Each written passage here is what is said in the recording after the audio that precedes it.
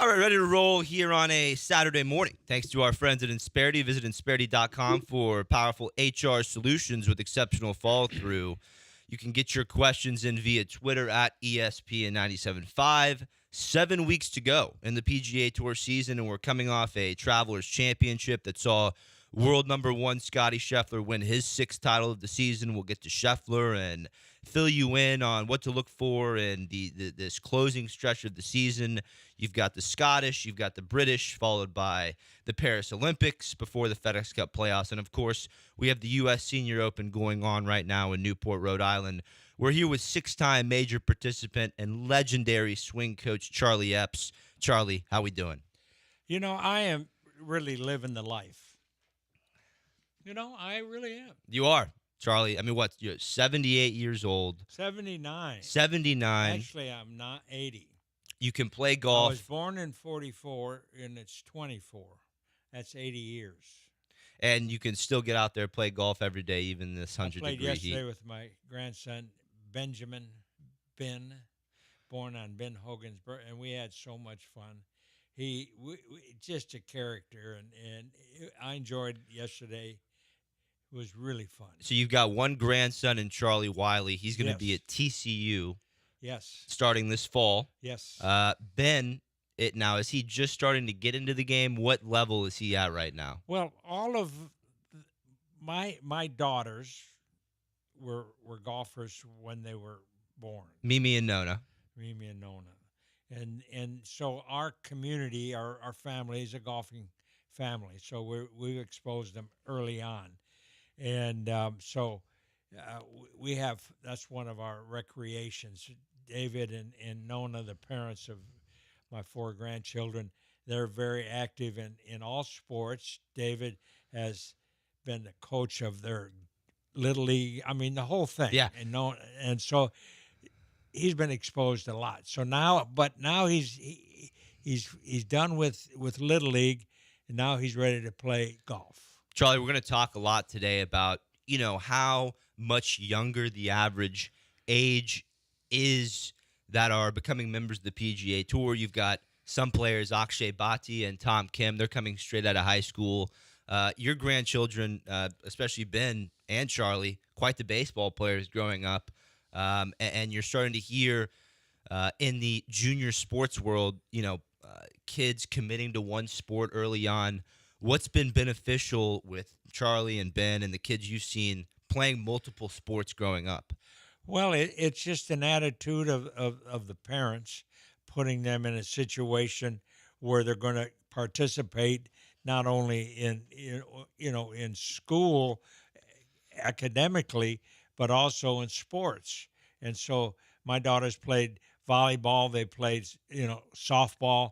I encouraged them to do all that. We took them to the Masters, so it was their activities.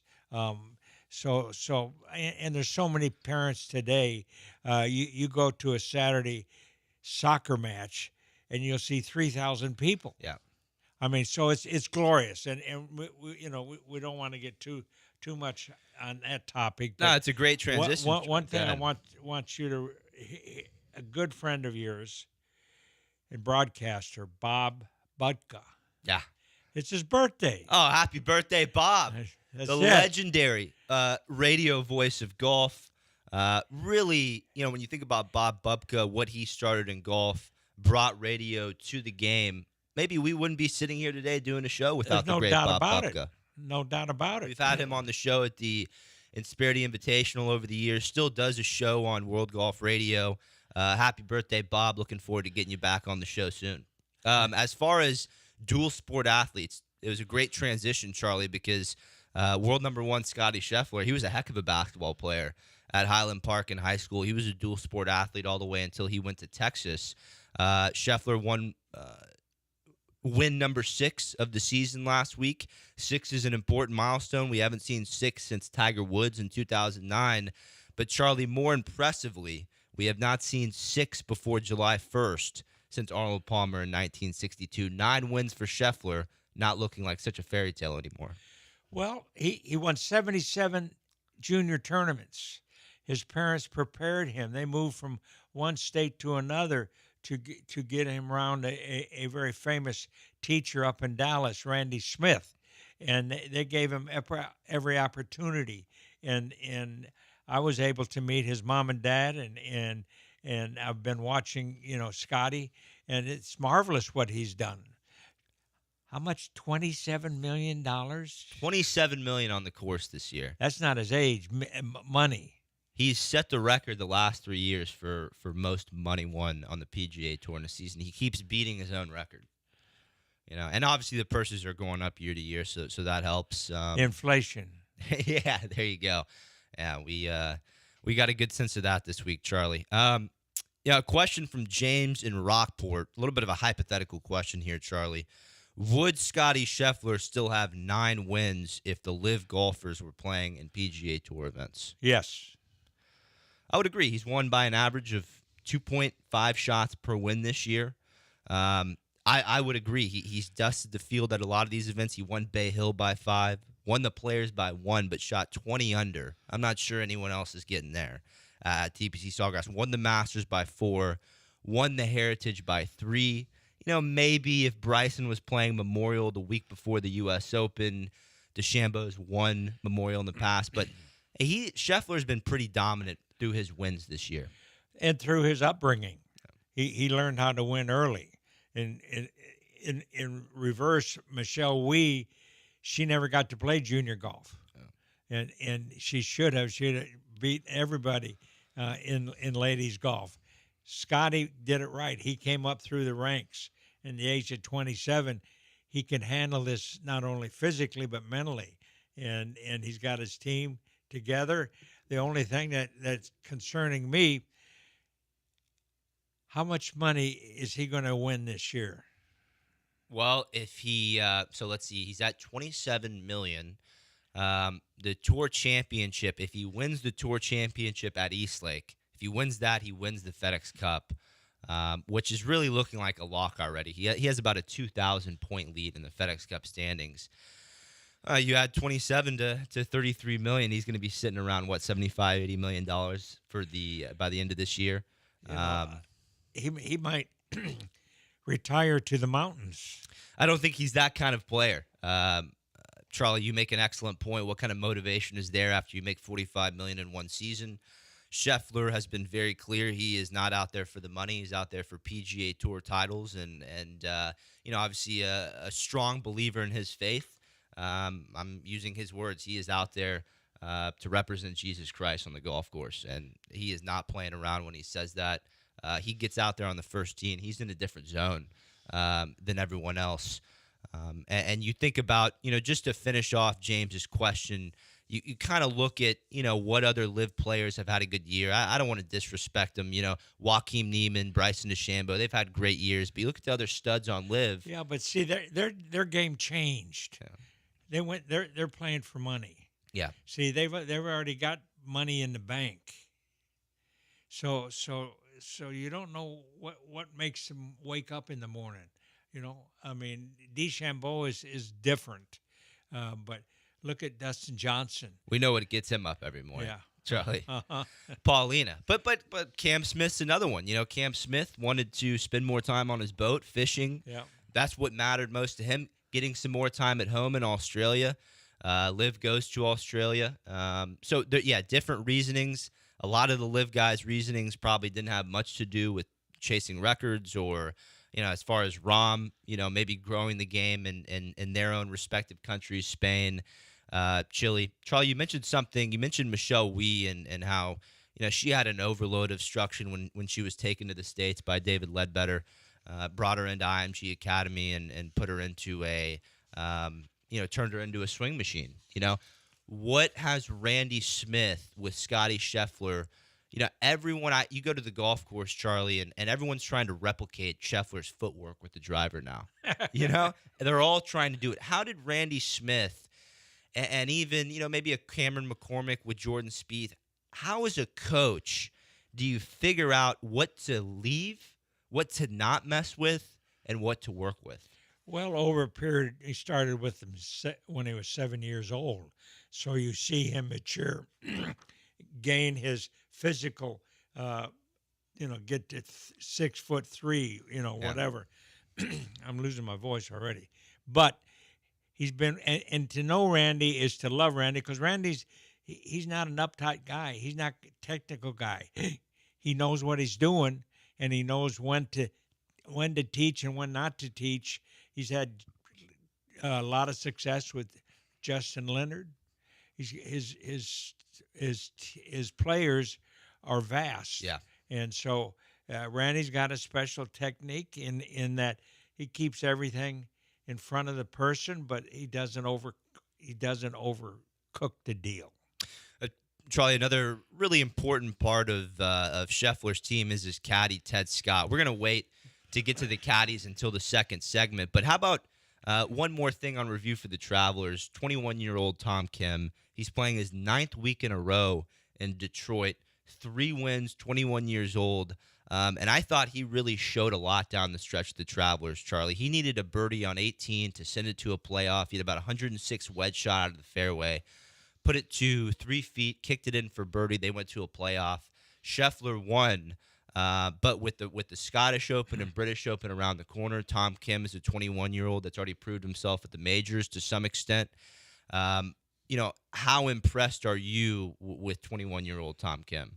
He's a lovely person. I like listening to him talk. He's just a kid having a good time.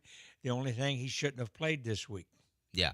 See, he missed the cut. 9 weeks in a row. See, he missed the cut. So he almost got his win, take time off, but he's a marvelous kid. And these talented kids come from different backgrounds. Yeah. I mean, different countries, and it's fun to see him mature here in the United States. And he's got a great future.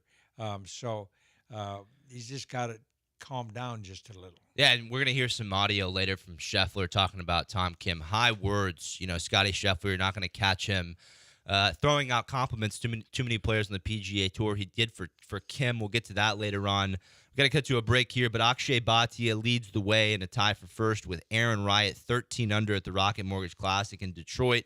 Bhatia, 2-time PGA Tour winner. Aaron Rai, great player.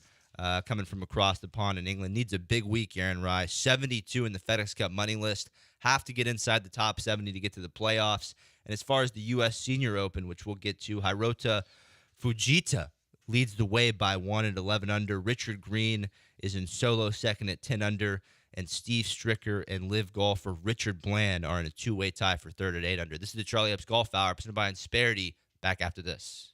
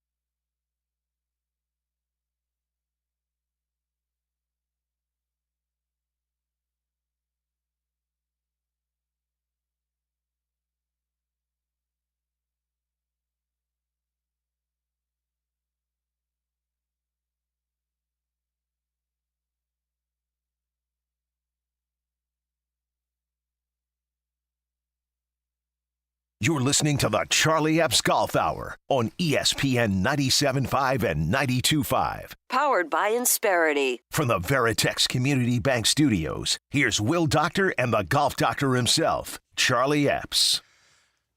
Of course, we mentioned it is the great Bob Bubka's birthday, and he is the godfather of golf radio. Happy birthday, Bob Bubka. We would not be here sitting here talking golf on a Saturday morning without you. We also wouldn't be sitting here on a Saturday morning talking golf without our friends at Insperity, a powerful HR solutions company with exceptional follow-through. Charlie, how about a couple more words for our friends at Insperity? Well, our country is run by small businesses, family-owned shops that are really talented, and they run their business because they own it. But sometimes you need a little help when you own a business, and one thing, of course, is human resources, and that's what Insperity specializes in, wouldn't you say? Absolutely. And then they also have their scales of saving money, and they can get you great benefits from their power of 4,000 employees all over the country selling their product, and I'm kind of running a little crazy here, but I'm so impressed with their people. When I go into their offices and meet the people that really work behind the scenes, they are so happy because they are treated like they own the company. And so if you want help and you want a company that's going to be on your side, Insperity is a company that you should log on to, Insperity.com, and check them out. Have them come visit your place of business, and they'll tell you what they can do for you and what they can't. So Insperity is one heck of a company, and I really hope that you call them. And also make sure you go vote this November so that small businesses continue to thrive in the United States. We continue as far as the world of golf is concerned. Charlie, talking about the importance of these caddies on the PGA Tour, I'm writing a feature for PGAtour.com on Stephen Fisk, and Fisk is third on the Korn Ferry Tour money list, and he's a lock to get his PGA Tour card here in a few months, well inside the top 30 on the KFT. Excellent talent out of Georgia Southern. When I talked to Stephen on Wednesday, he told me that a massive and game-changing addition he's made to his team is his new caddy he picked up about a year ago, Nico Torres. Nico, yes. An Argentine, Charlie. An Argentine, yes. And in Argentina, they've always had a great caddy program because of their economy. A lot of poor people, the kids like Uncle Cabrera, the only way they can make a living, you go to the golf course and carry a bag, and you learn the game, and you see it firsthand. And this kid, that's what he's done. Roberto De Vicenzo did the same thing. So the knowledge is in caddying is watching other people play golf, and then you learn how to play golf. It's just kind of like watching a checkers game or chess. You go watch the greats play and you learn.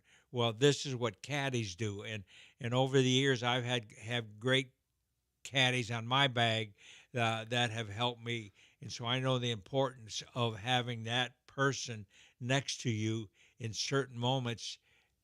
They'll save you strokes. Your Angel Cabrera started as a caddy, didn't he? Oh yes, he started shagging balls when he was 8 years old, so he could get a cup of hot coffee and a hard roll in the morning. That was his breakfast. And then he got into caddying, and he started watching, and he learned the game watching other people screw up. So and I don't think there's a better high school, college job for whether you're on the golf team or not. It's a great opportunity to learn the game. 100%, and there's great caddy programs, especially up north where you don't have this excessive heat we have down here, and the kids learn how to caddy, and then they go on to great universities through scholarships because of caddying.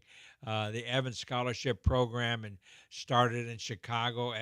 Evans was a great player, and he started it, and now there's people at all of the clubs that, especially up north, love to have caddies, and so the caddies are nurtured, and then they're rewarded if they caddy for their 4 years and they've done their homework, they get scholarships. So caddying is a lost art. Yeah, I'm really impressed with what Sam Houston does with their PGA program. Chris Rowe, head pro at Whispering Pines, he takes the couple Sam Houston PGM guys, sticks them in the shop, makes them caddies. I know up in Fort Worth, a little more North Texas, where it's a little bit cooler, Vaquero, Shady Oaks, a couple of those courses up there have just phenomenal caddy programs. Now, The bigger reason I bring it up is because, we hear week after week about world number one Scotty Scheffler. Well, last week, Scheffler couldn't give enough credit to the great Ted Scott, who's done a fabulous job on his bag. Let's listen into Scheffler on Scott. Yeah, well, mostly I would say it was his game plan on kind of how he liked to attack the golf course. Bubba obviously had a lot of success here, and so Teddy watched him win numerous times and also have chances to win here numerous times. And so he knew what we needed to do in order to get in position to have a chance to win the tournament. And so we stuck to our game plan in the way that we wanted to play the golf course. And like I said, he was a huge part of that game plan. Watched. Watch. Keyword watched. Observe. That's what they're the best at doing, huh? Bones, Steve Williams. Uh-huh. Yeah. Herman, caddy for Lee Trevino. There you go. The only problem, he couldn't shut up. But that's good for Lee, right? Those are some personalities that match, or no? Well, they could talk underwater. Those two, going down but it kept them loose. It drove the other players a little nuts when they wanted to be, Hogan-like and not say a word. But Trevino was a caddy growing up, and look what he turned into, one of all-time greats. Charlie, we talked earlier about the amount of cash that Scheffler is going to be sitting on at the end of this year. He's not 22, but it makes me think back of a time in 2014 when the great Jordan Spieth was 22, sitting on $22 million. You fast forward 10 years later, and Spieth is having a really, really tough time getting into contention lately. What's been your outlook on it? Well, I think the guys, Roy McIlroy, he won 4 majors when he was 22 years old, and then he changed his whole body. So it's a whole different swing, and they make golf more important than it really is. Jack Nicklaus kept his own, his teacher never went to a tournament with him, kept it simple. And these coaches now make it so complicated. They're trying to redo something that's not broke. So you got like Randy Smith. Randy Smith doesn't overteach. I know some guys that overteach and they lose, and the student loses their game. Yeah. No, and it's been impressive. You look at Scheffler's swing at 22 versus now at 27. Not a lot has changed, Charlie. No, like the year I took my good friend Dick Harmon, who's one of the great teachers, and their family, and his brother Butch and Craig and his dad. And so I took him to Argentina, and we're standing and watching all these pros play and caddies, and he looks at me. He says, there's not a swing thought down here in Argentina. They just get the club in their hands and just use their rhythm, talent, and they don't complicate it. Either hit it left or hit it right. That's it. Yeah, Stephen Fisk, who I just brought up, third on the Korn Ferry Tour. Charlie, he never had a lesson until after he turned pro. He's taken 2-3 lessons from Justin Parsons out of Sea Island since he turned pro. But this is someone who grew up at a par 3 course in Georgia. Yep. Only hit irons really until he was 14 or 15 years old. And yeah, he says he has an unorthodox swing, but week to week over the course of a 24-week season, he can self-fix his swing better than most because of the experience he's had from junior golf. Yeah, they own their golf swing. Lee Trevino is a perfect example of that. Even Jack Nicklaus, his teacher, kept it very simple and just the fundamentals and not trying to reroute the club a lot and do what comes naturally. Recreating the wheel. Another great not self-taught, but a swing that has not changed much since we first saw it when he was 17 years old is your leader at the Rocket Mortgage Classic. It's Akshay Bhatia, 21 years old, 2-time PGA Tour winner. You've got another fantastic Donald Ross design in Detroit this week, which we'll get to. But what a year Akshay has had. He won the Valero Texas Open. Nearly got into a playoff last week at the Travelers. He was someone who turned pro at 17 directly out of high school, got kind of a lot of heat for it until he got to the PGA Tour last year. But bigger question here, Charlie, the age keeps dropping, as far as the right time to turn professional. Bhatia turned pro at 17, Tom Kim at 15. We saw Nick Dunlop drop out of Alabama after his win at in Coachella. What's your take there? Well, sometimes it's need. Some guys have to, they don't come from rich families like Cabrera. All of these guys, so they got to get out and try to earn a Cabrera living. did not. You know, Cabrera came from nothing. nothing. Right. Nothing. And rich to poor. I mean, so these guys now we got to watch out. Your buddy that's Bahia, what's his name? Akshay Bhatia. Say now, is he going to put on 40 pounds like? Scheffler? No, Rory.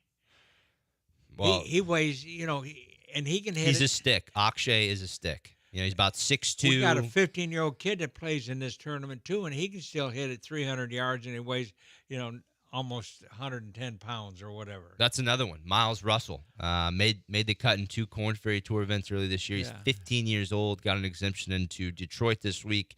Missed the cut, but 1 under for 2 days at a PGA Tour event. Yeah, but so watch what you change. Yeah, Rory, obviously stacking up a bunch of muscle. I'm sure Akshay's learned a thing or two from that. But, in Akshay's words after his round yesterday, he's so humble. He goes, I really, it's too early for me to determine whether turning pro out of high school was the right move. Well, he's 22 years old, 2 PGA Tour wins. He's made $7 million on the golf course. So, 15th on the money list this year. This is a decision he's never going to regret. But this week, you brought up an interesting point about Miles Russell. How about the PGA Tour, Charlie? At the Rocket Mortgage this week, you had 51-year-old Stuart Sink and 15-year-old Miles Russell both tee it up at the same tournament. Good story. Stuart Sink, he's still maybe getting his reps on the PGA Tour. He could have played in the U.S. Senior Open. I don't know why he didn't. He's got to make a breakaway. He's got to get over there with the old guys so he can win. He's staying there too long. U.S. Senior Open, Newport, Rhode Yes. Island. Special tournament. Wonderful golf course, one of the oldest golf courses in our country. Hosted, I think, maybe the first U.S. Open. It's a beautiful golf course, link-style golf course, and they opened it up to competition. It's going to be fun to watch this weekend. The wind plays havoc. It changes, and it comes from different directions, and so you got to manage that. But how about the one guy that made back-to-back hole-in-ones? Unbelievable. I've never heard of anyone making back-to-back hole-in-ones at a U.S. Open. I got a good story about that.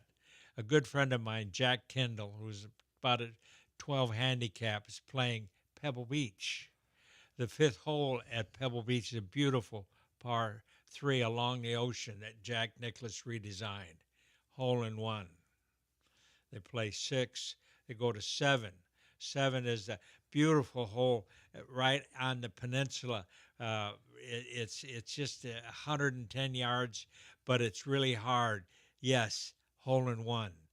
2 hole-in-ones on 2 of the most famous Par 3s. Wow. Jack Kendall. How about that? Frank Bensel Jr.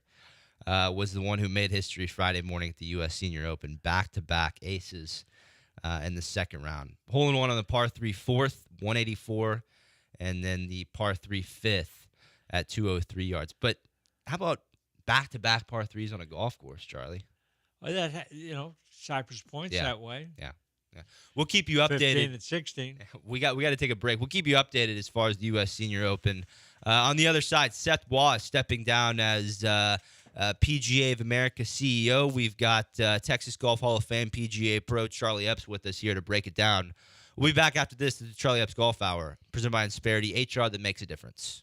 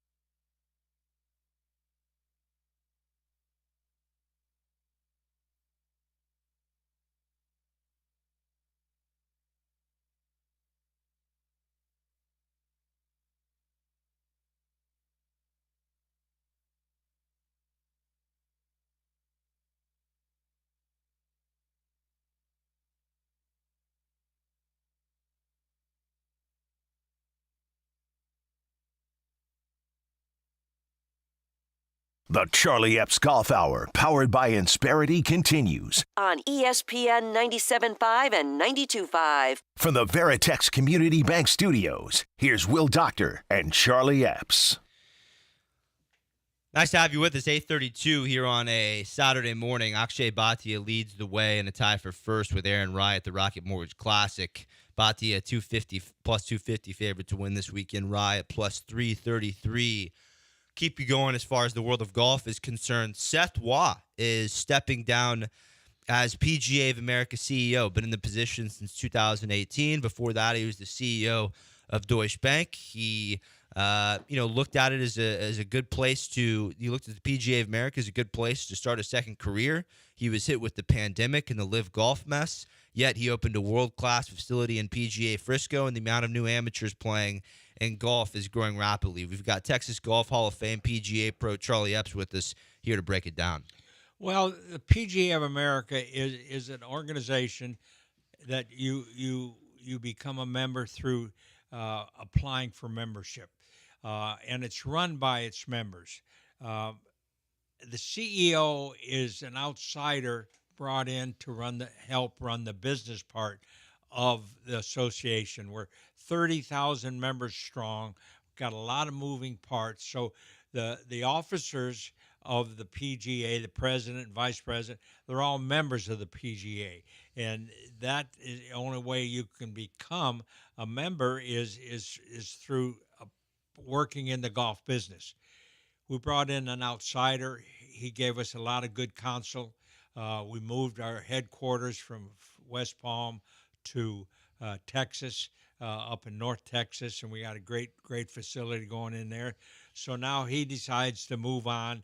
I guess he's going to hang around and do some consulting work. So hopefully, we had a president back a few years ago named Jim Autry, who was a fellow professional member of the PGA.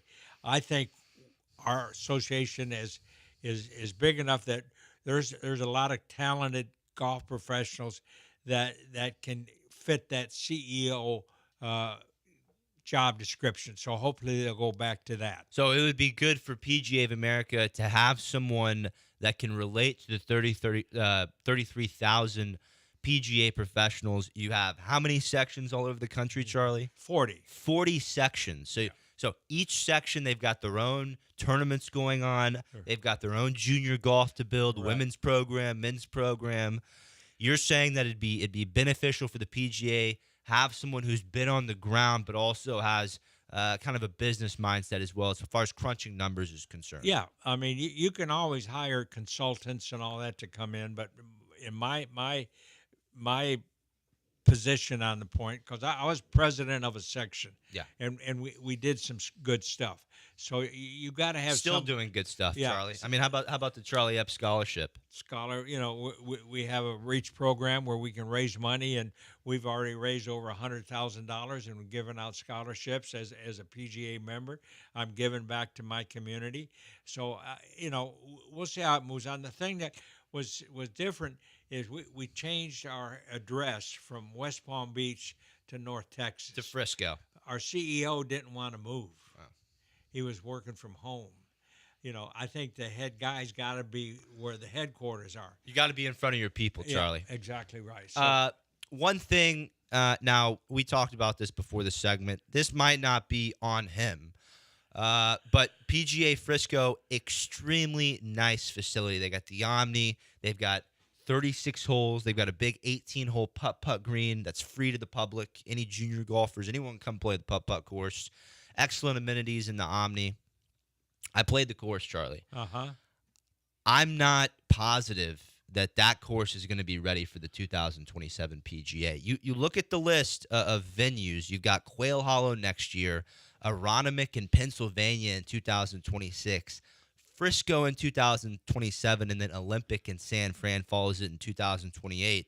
Is PGA Frisco a major championship caliber golf course? we're going to find out. We're going to find out. I mean, it's just a part of the equation when you get somebody to invest all this land for the PGA. What are you going to promise them? Well, they're going to have a PGA PGA owns the championship. They're going to have that there, the senior, all of the activities. So that's part and parcel. It's just like the USGA.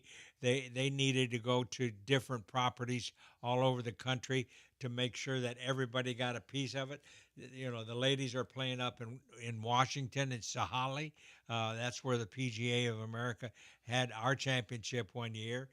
So it's just part of the progress of moving and trying to come up with the right venue for our 30,000 members. And when the PGA was based out of Palm Beach, they had the PGA National for a number of years. Right. Is that correct? Sure did. And that's a championship tough golf course. Sure. Fourth toughest golf course on the PGA Tour. Now, part of my concern, Charlie, is like you see the PGA going to some of the best courses in every state. I mean, North Carolina, Quail Hollow, it doesn't get much better. Pennsylvania, Aronimink doesn't get much better. California, Olympic, you could make an argument. Plenty of good golf courses in California, but when you see the PGA Tour over the years, when they'd come to Texas, they'd go to Champions. We have so much good golf to offer. To me, it's a little bit surprising they would just choose a brand new golf course, but it is a business, like you just said. It's a business, and all of a sudden you get 600 acres in the middle of the country that allows our whole membership from West Coast to East Coast to come together and have an upscale facility to hold meetings and so on and so forth. Beautiful place up there. So we'll see what happens. The positive thing is a major is coming to Texas. Yes. You know, that's what we have to look forward to. Let's get to another maybe review of a head of an organization, Jay Monahan, the CEO of the PGA Tour. He adjusted the schedule quite a bit this year to make it work for the top players on the PGA Tour. You had 8 signature events where the top 20 in the world had to show up and play. Those signature events are complete. They played 8 of them.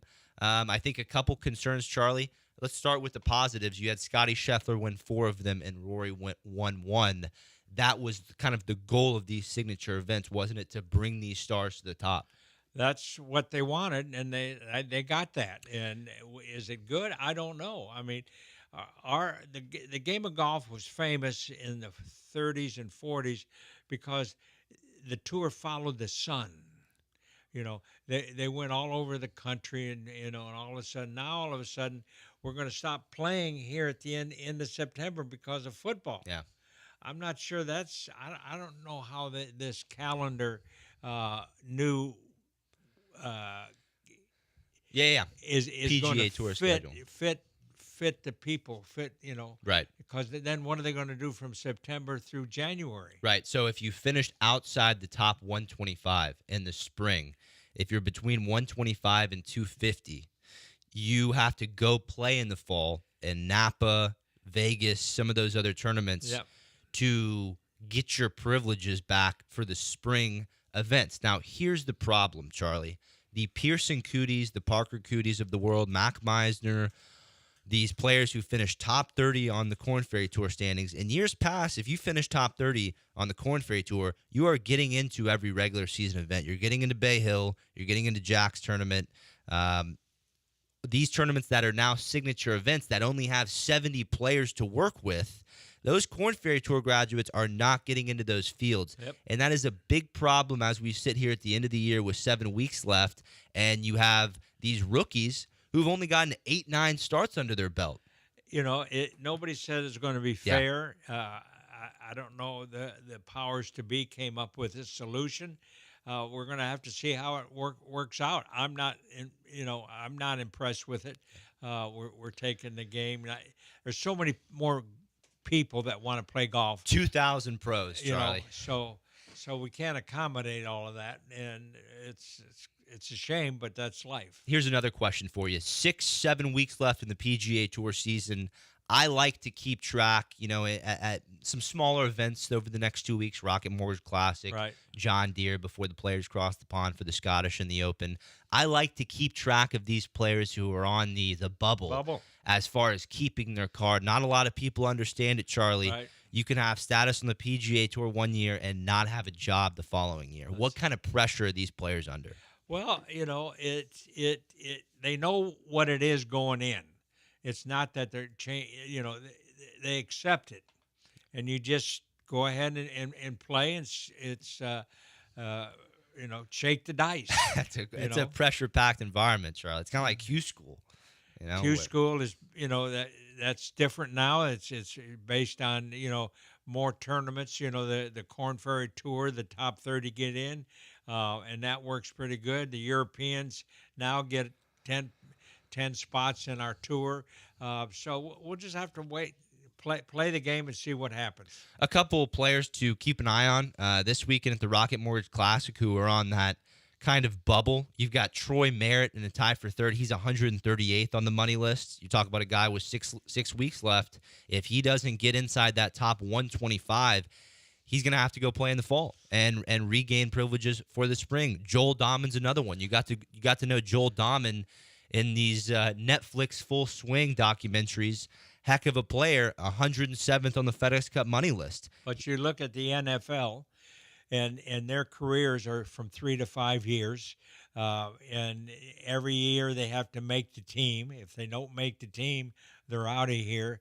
I mean, sport is that way, just like baseball. If you don't produce, you go to the minor leagues. Yeah. So sports is a different way. But you still have to perform when you're working for a law firm, or it's highly competitive, and you got to stay up on your game.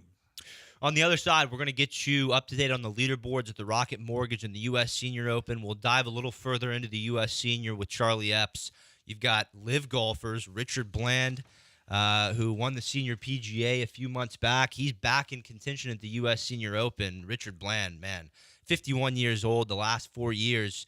You talk about Richard Bland, barely made a living playing golf until he was 46. Yep. We got to take a break, Charlie. We'll get to him on the other side. Now is making a ton of money through winning on the senior tour. We'll get to Bland, a couple other topics. Charlie Epps Golf Hour, back after this.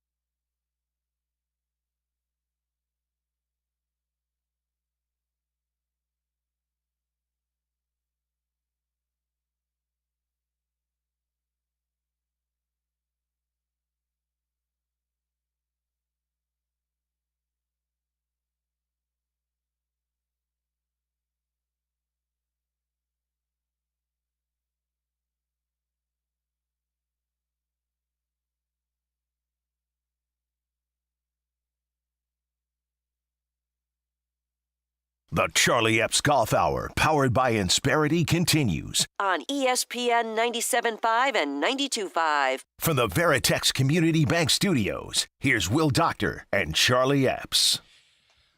All right, three-time PGA Tour winner Tom Kim will not play the weekend in Detroit as he missed the cut.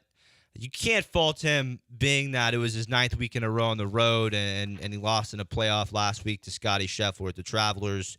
Kim will fly home to Dallas and get some rest before he crosses the pond for the Scottish and the British. But Kim has a ton to be happy about as far as his play over the last 4 weeks. Finished fourth in Canada after, and then Scheffler beat him in a playoff last week. Excellent futures option for the British Open. Tom Kim, getting him at 40-1 right now. But more importantly, world number one Scotty Scheffler had some extremely valuable and high-regarding words for Tom Kim after last week's playoff. Let's listen to that right now.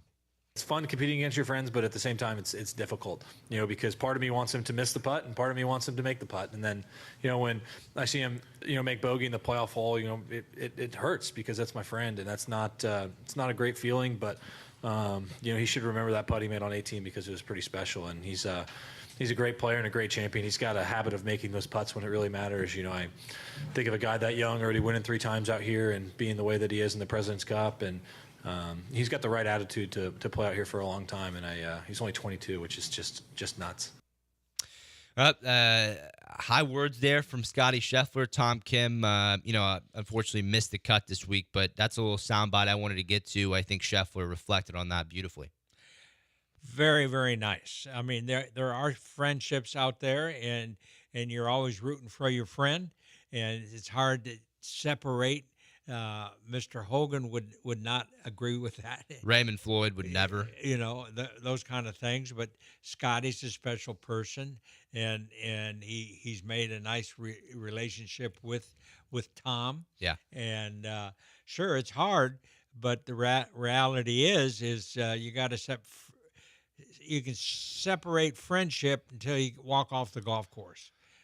On the field of play, it's, best man wins. Charlie, I think the average sports fan, when they're new to golf, they're kind of looking for this rivalry that you see in other sports. Yes. Packers, Bears, Lakers, Celtics. They want some of that moxie when they're watching the golf. But it's a tough game to do that. Yeah. I mean, it's tough. Even if you're world number one and world number two, we've seen it over the years. Brooks and Bryson looked like it was going to become a big, rivalry, and here we go. 3 years later, they're yet to get into contention at the same tournament. We saw Rory and Patrick Cantlay have a little feud at the Ryder Cup. Where have they been this year? Rory's won once. Cantlay hasn't done much. Scotty Scheffler and Tom Kim, even though that was the first time we saw them get into contention last week, I think both of them have an equal amount of focus on the mental and physical side. I think they're both composed in their emotions. Scheffler 27, Kim 22. I'm going to early call it. I think this is a duel, two players that we could see get into contention together more than most. Okay, I can't disagree with that. But if you take just a few years ago, Arnold Palmer and Jack Nicklaus, and there was a big age difference there. And early on, they had fierce competitiveness that they weren't really friends. They were acquaintances. But as time went on and they matured and they went into senior golf and they became good buddies. And this is what's happening, and there's relationships all throughout, like Jordan Spieth and Justin Thomas. They're good buddies. They fly in their jets together. It's just the nature of the beast that you play practice rounds with your friends, but then on Sunday, are those friends really friends? They're you want to beat them. Yeah, I think my hope for this is, when we sit every April at the Insperity Invitational, and we see Jack Nicklaus, Arnold Palmer, Lee Trevino come together. They were obviously, they as you said, fierce competitors during their careers, great friends now. We're going to miss a generation of that with Tiger Woods and Phil Mickelson. Well, see, that's a shame. But, the tour also has products that bring the players together. The PGA has a Ryder Cup, the President's Cup. They become teammates. When you become teammates, you become soulmates, and those relationships grow. But you're right now with Mickelson that's gone way off Yeah. off the deep end of whatever he's gone through. I mean, it's just sad, and the vision a little of the live has caused some consternation there, where the players, you know, you're going to do that. So relationships can disappear real quick. No doubt. And, yeah, Phil had the seat lined up next to Jim Nance at CBS. And Tiger equally is, I don't want to say guilty, but he's not taking care of his body over the years. So I don't know if when he is Jack Nicklaus's age, Lee Trevino's age, who knows if he's going to be able to get in that exhibition type setting with where his body's at. Tiger is an incredible person. What he's accomplished is probably never going to be repeated. But he's not going to be too far away from the game. He wants to be there. It's just like he could become the commissioner of the PGA Tour. He's that smart. He's smart, that respected. He's a player. It's just like me wanting a CEO to come and run the PGA that's a member of the PGA, so they understand what's going on. You can get business help, so get Tiger to be the lead man. Tiger's dad always said that Tiger's going to do something more than just play golf.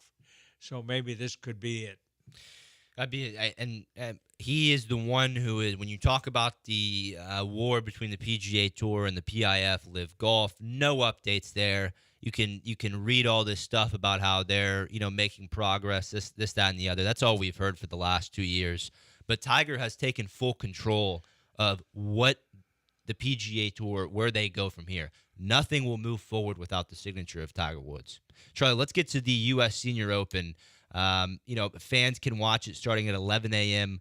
On NBC and then 2 p.m. on Golf Channel. You get the Rocket Mortgage Classic on CBS with Jim and Trevor this week.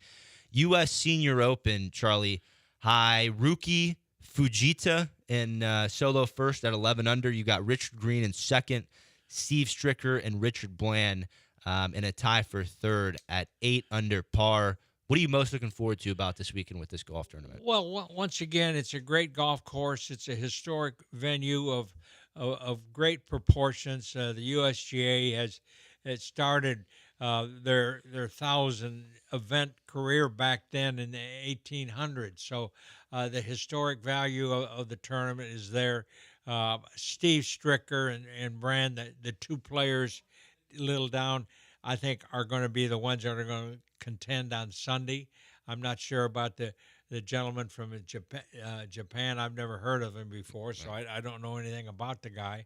But it's going to be fun. I mean, it's you can qualify and play in senior championship. They had 3,000 people try to qualify to earn a spot. But the bottom line is it's pretty much the collection of the Champions Tour with a few guys that qualified. So Steve Stricker and Richard Bland, it'll come down to those two at the end of this. I would think they're the golfers. Yeah.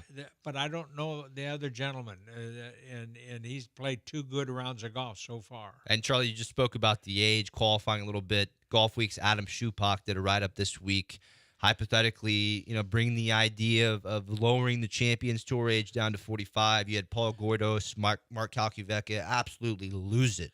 They're livid by that take. Why? Well, because they want to protect what they have. It's just one man's opinion. It's hypothetical. I hate things that are hypothetical. and they've tried this before. 10 years ago, I mean, there was a big concern about what a guy's going to do from the age of 42 to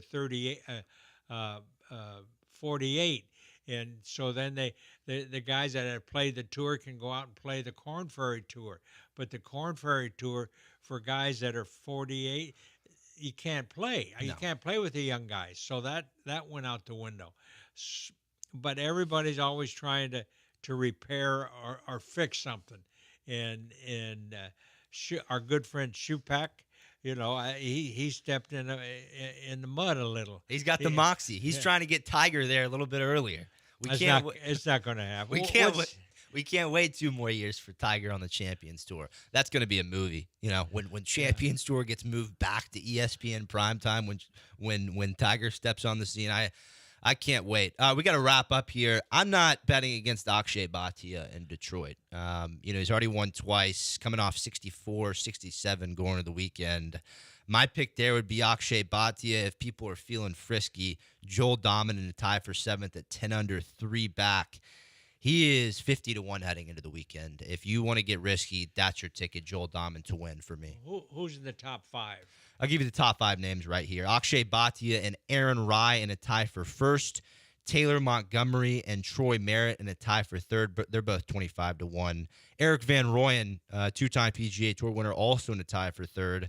And you've got Cam Young as that 4th name in a tie for 3rd at 11 under. Cam Young. He's got to step up and win. And if this is an opportunity, he can shoot 64 on Saturday.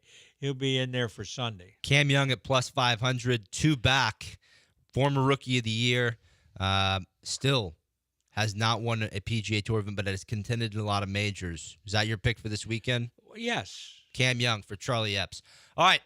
Charlie, great show. Thank you, Abigail, behind the 1s and 2s. We will see you next Saturday. We'll run down the John Deere Classic and preview the Scottish and British Open. This is the Charlie Epps Golf Hour. Great job today, Charlie. Thank you very much.